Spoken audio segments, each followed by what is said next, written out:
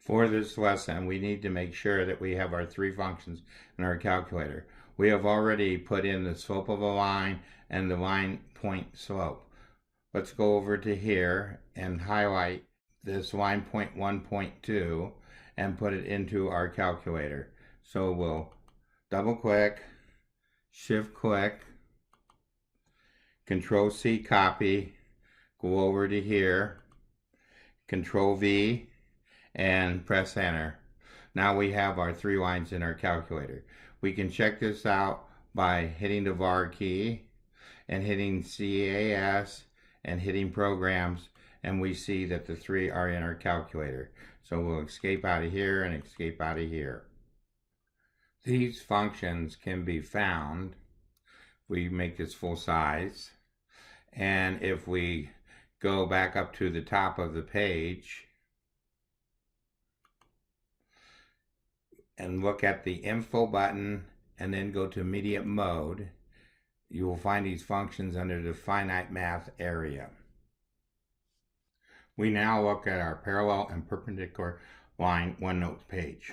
When we're dealing with parallel lines, the slope will be equal. When we're dealing with perpendicular lines, the slope will be equal to the opposite of the reciprocal, 1 over m2. We are going to go over to our calculator now and add this function to our calculator to give us a second method to determine what the value is for b. Our history area shows that this function has been added. We need to type it in as it is shown here. When we look at the history, it's not really clear that we have typed this into our calculator. After we type this in our calculator, we use the var command and bring it up. What we add to this particular function is, as parameters, is y, m, x, and b. We just took the parameters for a straight line and put them in the same order that they occurred. Therefore, y was 1, m was -2, x was 1, and we were looking for b, so we put in a z. This is one thing that is a little bit strange. When we use the solve command here, we solve for z, even though it wasn't in the problem. Then when we put z in the place of one of the parameters, we end up with the answer for z. The parameters came from the problem we're trying to solve. We want to come up with a perpendicular line to y equals 1/2 x plus 4 that goes through the point 1, 1. So y and x were both 1. The perpendicular line would have the opposite reciprocal, which is -2, and we were looking for z, so we came up with 3. We have previously entered into our calculator a formula for finding the line point m. So that has the parameters x and y and the slope. And that came out to be -2 times x minus 1 plus 1. When we hit the simplified command, we came out with -2x plus 3. So this technique gave us the whole equation, where this technique here just gave us what b was. Let's go ahead and plot the perpendicular line and the original line. So we're going to move up here. We're going to use shift copy to copy it to our clipboard. Then we're going to go into our apps. We're going to select the function app. Looks for the value here, so we'll press edit. We want to paste it in, so we'll hit shift, and it has this value in the clipboard, so we'll press enter. The problem with this value here is it's lowercase, so we'll backspace and make it uppercase, and we'll click OK. Then we have to type our original line in, so we'll edit it. We'll put in 1 divided by 2, move out of our fraction, put in times x plus 4, and we'll press OK. Then we'll go to our plot option, and it shows these two lines drawn.